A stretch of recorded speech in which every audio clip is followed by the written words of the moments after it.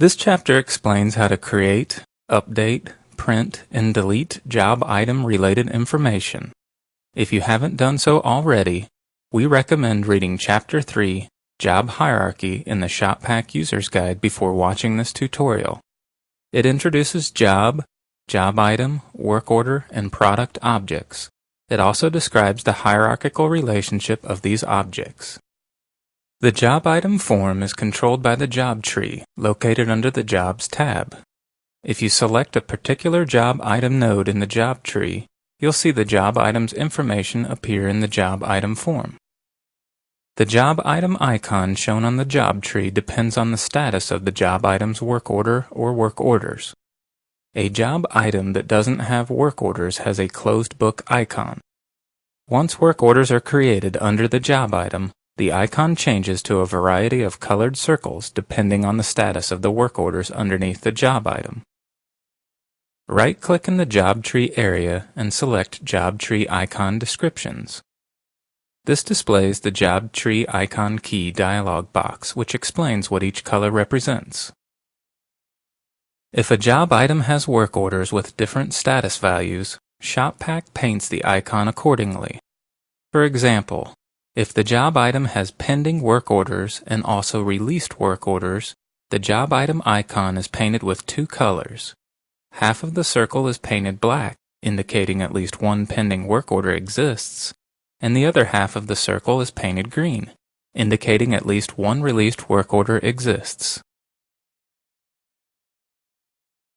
Since there's too much information to fit neatly on one panel, ShopPAK organizes job item information into subtabs that run along the bottom of the job item form. The first subtab, Item Details, contains descriptive information about the job item, important dates, and tracking percentages. Required fields include item number and name. Some or all of these required fields, as well as other fields, will already be filled in for you after conversion depending upon how you set up ShopPAK options and conversion instructions. For example, the job item type field will be filled in if you set up a default type. We manage miscellaneous job costs, freight, travel, and miscellaneous at the job item level. Click Miscellaneous Job Costs to display the Other Costs dialog box. To create a new entry, right-click inside the grid and select New. Fill in all applicable fields.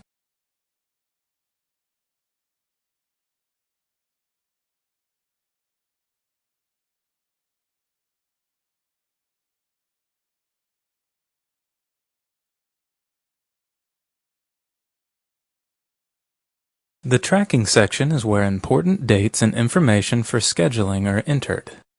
When a user enters a ship date at the job item level, ShopPAK automatically fills all work order and department ship dates with the same date, unless the user had previously typed a specific ship date into the work order or department ship date control. Other tracking dates trickle down to subordinate date controls as well. You can update % complete at the job item level. However, it is usually more accurate to maintain % complete at the work order level, and provided you've set up % complete maintenance at the same level, ShopPAK bubbles up the lower level's % complete and calculates % complete at the job item level. For more information on all fields and controls, please refer to Chapter 7 of the ShopPAK User's Guide. The second subtab, Ship To, contains the job item ship to address. If the job item is being shipped to a different address than the overall job ship to address, enter the job item specific ship to address by clicking Ship To, or type the shipping address manually in the Ship To address memo box. The third subtab, Job Costs, summarizes the job item's Project Pack estimated and ShopPAK actual values for direct labor, setup labor, material, subcontractor, travel, freight, and miscellaneous. If actuals exceed target estimates, ShopPAK displays values in red. Direct cost categories, overhead, and profit as a percentage of overall sell price are shown on the pie chart.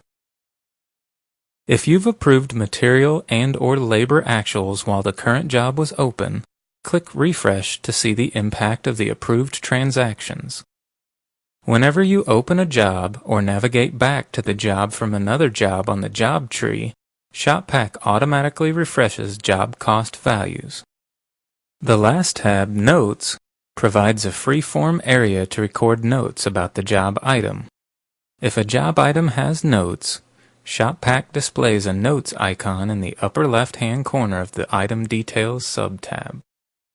ShopPAK produces several job item-specific reports that can be previewed and/or printed. These reports are automatically filtered by the currently selected job item in the job tree, and thus focus on one job item's data. To generate a job item-specific report, make sure the job item is currently selected in the job tree and click Print or Preview. The Job Item Reports dialog box displays. Choose the report you want to generate by clicking the Reports radio button and then click OK. For an in-depth description of each report, refer to Chapter 7 of the ShopPAK User's Guide.